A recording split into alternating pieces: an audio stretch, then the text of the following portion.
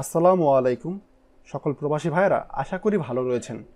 আমাদের চ্যানেলে আমরা অনেক সময় একটি প্রশ্নের সম্মুখীন হই, সেটি হচ্ছে আমার কোম্পানি বা আমার মালিক আমাকে বেতন দিচ্ছে না, আমি কিভাবে বেতন পেতে পারি বা আমার এখন কি করণীয়। চলুন আজকে আপনাদেরকে এ ব্যাপারে জানানো যাক কিভাবে আপনি বেতন না পেলে আপনার কি করণীয়।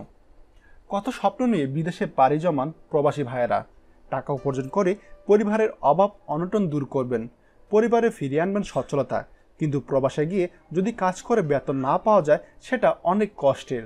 সৌদি প্রবাসী ভাইয়েরা, সৌদি আরবের শ্রমমন্ত্রী মুফরিস আল হাকবানি বলেছেন, কোনো প্রবাসীর বেতন পেতে যদি 3 মাসের বেশি সময় লাগে তাহলে সে কফিল পরিবর্তন করতে পারবে।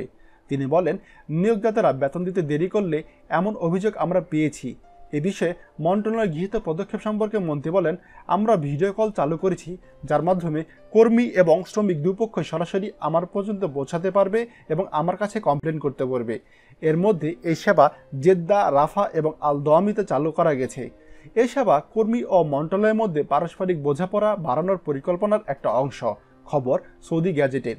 শ্রমমন্ত্রী আল হাকবানি বলছেন, ভিডিও কল যারা করবেন তারা সরাসরি মন্ত্রী অথবা মন্ত্রণালয়ের কর্মকর্তার সঙ্গে কথা বলতে পারবেন।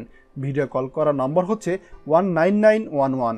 সৌদি আরবে এখন প্রায় 60টি শ্রম অফিসে এই ভিডিও কলিং সুবিধা চালু করা হয়েছে। মূল আইন, বেতন পেতে 3 মাসের বেশি দেরি হলে কফিলের অনুমতি না নিয়ে প্রতিষ্ঠান পরিবর্তন করা যাবে। কফিলের বিরুদ্ধে অভিযোগও দায়ের করতে পারবেন। আদালতে গেলে কফিলকে শ্রমিকের বকেয়া বেতনের সাথে ক্ষতিপূরণও দিতে হবে। শুধু বেতন নয়, যে কোনো পাওনার জন্য আদালতের দ্বারস্থ হয়ে অনেক প্রবাসী সুফল পেয়েছেন। বকেয়া বেতনে প্রবাসের পক্ষে কেউ এভাবে আদালতের দ্বারস্থ হতে পারবেন। সম্প্রতি একজন প্রবাসী একজন সৌদি নাগরিকের কাছ থেকে তার পাওনা টাকার জন্য আদালতের দ্বারস্থ হন।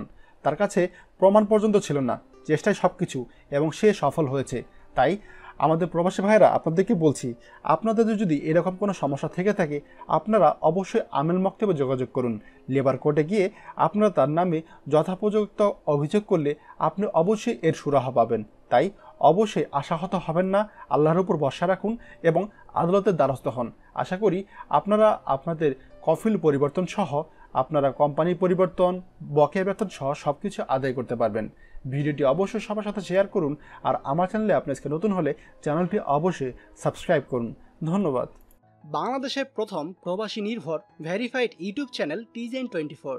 তাই দেরি কিসে, এখনই আমাদেরকে সাবস্ক্রাইব করুন।